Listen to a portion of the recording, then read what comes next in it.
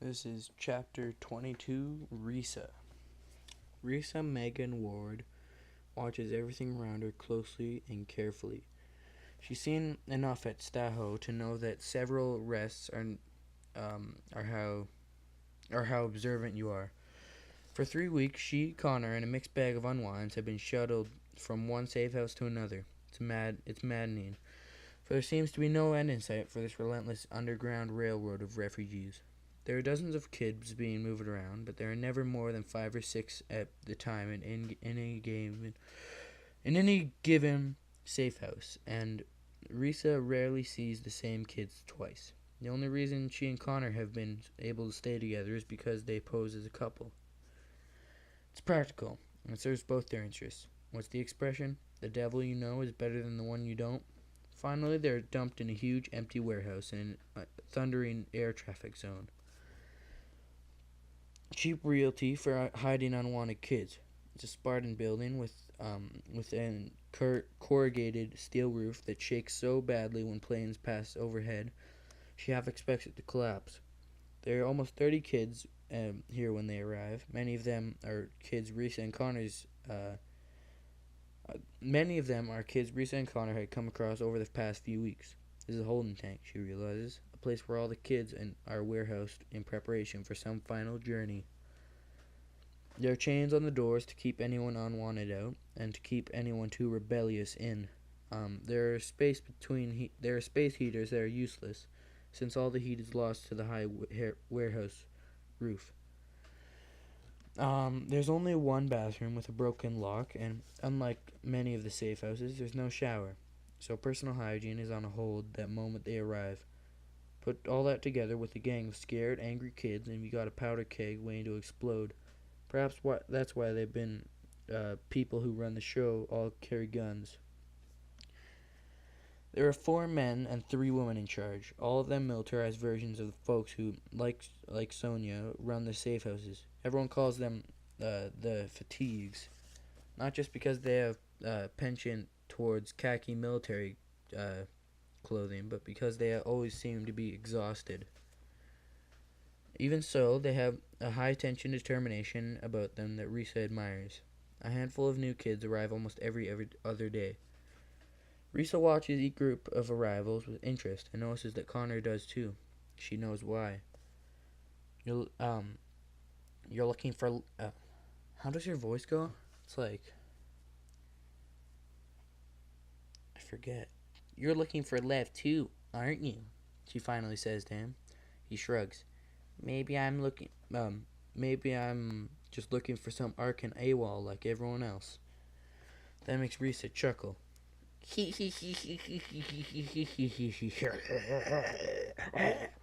That's her chuckle. She turns into a demon at the end. Even in the safe houses, they have heard inflated rumors of an AWOL from Akron. Have I been saying it wrong? Have an AWOL from Akron who escaped from a juvie cop by turning his own tranq pistol against him. Maybe he's on his way here, kids would whisper around the warehouse like they're talking to a celebrity. Risa has no idea how the rumor started, since it was never in the news. She's also a bit annoyed that it wasn't included in the rumor. That she wasn't included in the rumor. It ought to be a Bonnie and Clyde kind of thing. The rumor mill is definitely sexist. Um, so are you ever gonna tell them that you're the Akron AWOL? She quietly asks Connor. I don't want that kind of attention. Besides, they wouldn't believe me anyway. They're all saying the Akron AWOL is this big boof superhero. I don't want to disappoint them. Lev doesn't show up with any of the new batches of kids. The only thing that arrives with them is an increase of tension. 43 kids by the end of the first week, and there's still one bathroom, no shower, and no answer for how long this will last. Relentless hangs as heavy as body odor in the air. Oh, restlessness hangs as heavy as body odor in the air. Fatigues do their best to keep them all fed and occupied, if only to minimize friction. There are a few crates of games, incomplete decks of cards, and dog-eared books that no library wanted. There are no electronics, no balls, nothing. that would create or encourage noise. People out there don't hear. If people out there hear you, then we're all done for. The fatigues reminded them as often as they can. Risa wonders if the fatigues have lives separate from apart from saving unwinds, or if this is the endeavors in their life or if this is the endeavor in or if this endeavor is their life work, if there is their life's work. There we go, I finally got it. Why are you doing this for us? Risa asks one of them during their second week. Fatigue has been almost rote in her answer, like giving a soundbite to a reporter. Saving you and the others is like an act of consciousness. Is like an act of conscience, the woman had said. Doing it is its own reward. The fatigues all talk like that. Big picture speak, Risa calls it. Seeing the whole and none of their parts. It's not just in their speech, but in their eyes as well. When they look at Risa, they usually don't really see her. They seem to be the mob of unwinds more as a concept rather than a collection of anxious kids. And so they miss all the subtle social tremors that shake things just as powerfully as the jets shake the roof. By the end of the second week, Risa has a pretty good idea where trouble is brewing. It all involves around one kid she hopes she'd never see again. But he has turned up shortly after she and Connor arrived. Roland. All of the kids here, he is of all the kids here, he is by far the most potentially dangerous. The troubling thing is that Connor hasn't exactly been the image of emotional stability himself this past week. He'd been all that right in the safe house. He'd held his temper. He hadn't done anything too impulsive or irrational. Here, however, in the midst of so many kids, it's different. He's irritable and defiant. Sliced thinking set him off. He'd been in a half dozen fights already. She knows this must be why his parents chose to have him unwound. A firesome temper can drive some parents to desperate measures. Common sense tells Risa to distance herself from him. Their alliance has been one of necessity, but there's no reason to ally herself with him anymore. Yet, day after day, she keeps finding herself drawn to him and worried about him.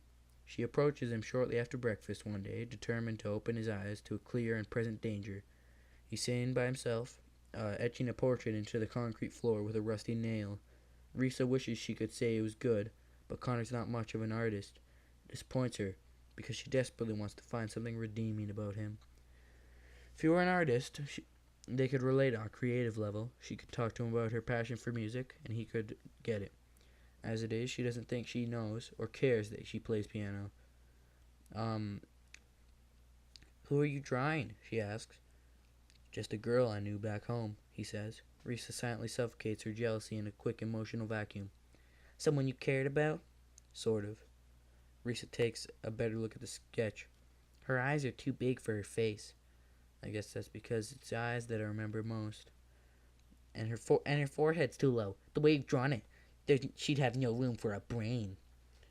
Yeah, well, she wasn't all that bright. Risa laughs at that.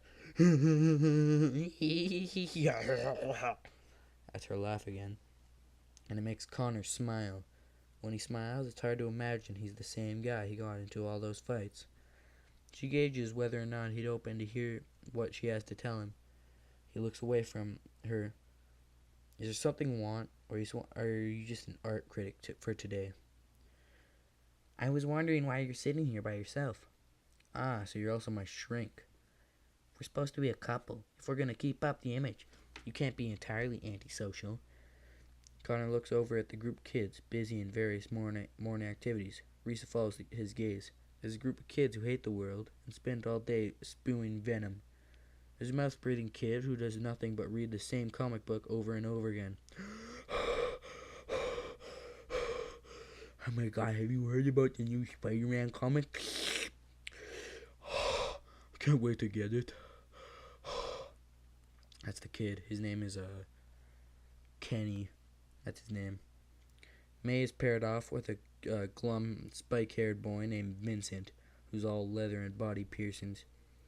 He must be her small soulmate because they make out all day long, drawing a cluster of other kids who sit there and watch. I don't want to be social, Connor says. I don't like the kids here. Why? Asks Risa. They're too much like you? They're losers. Yeah, that's what I mean. He gives her a half-hearted, dirty look, then looks down at his drawing. But she can't tell he's not thinking about the girl. His head is somewhere else. If I'm off by myself, then I don't get into fights. He puts down the nail, giving up on his etching. I don't know what gets into me. Maybe it's all the voices. Maybe it's all the bodies moving around me. It makes me feel like I've got ants crawling inside my brain. I want to scream. And I want to scream. I can't stand for it. I can't stand it so long. Then I blow. It happens even at home. Everyone was talking at once at dinner table. One time. We had a family over, and the talk got me so crazy, I hurled a plate at the china hutch. Glass blew everywhere. Ruined a meal. My parents asked what got into me, and I couldn't tell them. That Connor is willing to share this with her makes her feel good. It makes her feel closer to him. Maybe now that he has opened up, he'll stay open long enough to hear what he has to tell him. There's something I want to talk about. Yeah? Risa sits beside him, keeping her voice low. I want you to watch the other kids. Where they go. Who they talk to. All of them? Yeah, but one at a time. After a while, you'll start to notice things. Like what? Like the kids who eat first are the ones who spend the most time with Roland. But he never goes in front of the line himself. Like the way his closest friends infiltrate the other cliques and get them arguing so they break apart. Like the way Roland is especially nice to the kids that everyone else feels sorry for. But only until nobody feels sorry for them anymore. Then he uses them. Sounds like you're doing a class project on him. I'm being serious. I've seen this before. He's power hungry. He's ruthless. And he's very, very smart. Connor laughs at that. Roland? Connor laughs. Oh, what? That was Risa talking that whole time.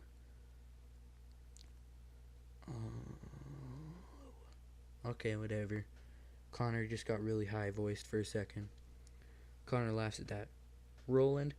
He couldn't think of himself out of a paper bag. No. But he could think everyone else into one, and then crush it. Clearly that gives Connor pause for thought. Good, thinks Risa. He needs to think. He needs to strategize. Why are you telling me this? Because you're his biggest threat. Me? You're a fighter. Everyone knows that. And they also know that you don't take crap from anyone. Have you heard kids mumbling about how someone ought to do something about Roland? Yeah? They only say that when you're close enough to hear. They're expecting you to do something about him. And Roland knows it.